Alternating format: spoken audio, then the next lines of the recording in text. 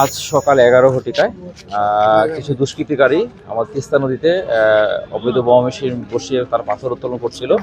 আমাদের স্থানীয় যে তেলিবাজার এলাকার যে স্থানীয় জনগণ, আমাদের ইউনিয়ন পরিষদের চেয়ারম্যান, গ্রাম পুলিশ সহ সেই দুষ্কৃতিকারীদের পাথর উত্তোলনকালে তাদের সে বাধা প্রদান করতে গেলে সেই দুষ্কৃতিকারীরা অতর্কিতভাবে আমাদের ইউনিয়ন পরিষদের চেয়ারম্যান, আমাদের গ্রাম পুলিশ এবং স্থানীয় জনগণের উপরে হামলা চালায়। সেই হামলায় আমাদের ইউনিয়ন পরিষদের চেয়ারম্যান, আমাদের কয়েকজন গ্রাম পুলিশ এবং কয়েকজন স্থানীয় জনগণও আহত হয়।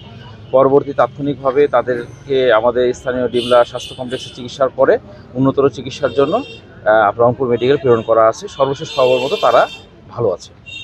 বর্তমানে উপজেলা আইন শৃঙ্খলা পরিস্থিতি স্বাভাবিক রয়েছে। আমরা খুব দ্রুত সময়ের মধ্যে এই অবৈধভাবে যারা তিস্তা, আপনারা সকলেই জানেন যে উপজেলা প্রশাসন শুরু থেকেই এই অবৈধভাবে পাথর উত্তোলনের বিরুদ্ধে অনেকগুলো মোবাইল কোর্ট পরিচালিত হয়েছে।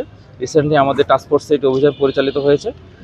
তাই এলো ইনোভার, যেন আপনি লাইফে থাকেন রেডি প্রতিদিন। Innova, designed for now.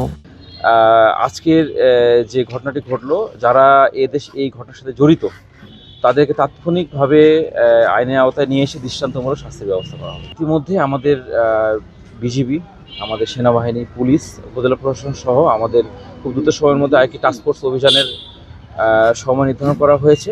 আমাদের এই টাস্কফোর্সের অভিযানে ইনশাল্লাহ আমাদের যতগুলো অবৈধ মেশিন আছে সবগুলো মেশিন জব্দ করে তাদেরকে শাস্তির আওতায় নিয়ে আসা হবে। সীমান্ত প্রহরার দায়িত্ব একমাত্র আমাদের বিজিবি, এর সাথে আমাদের উপজেলা পুলিশ আছে, আমরা উপজেলা প্রশাসন।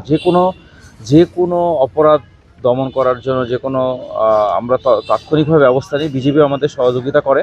কিন্তু আপনাদের যে কথাটি যে আমরা তাদের ক্যাম্পের পাশে, এটি আমাদের রংপুরের যে ওনাদের যে আমাদের সিও স্যার আছেন এবং আমাদের টুআইসি মহোদয়কে আমি বিষয়টা অবগত করেছি।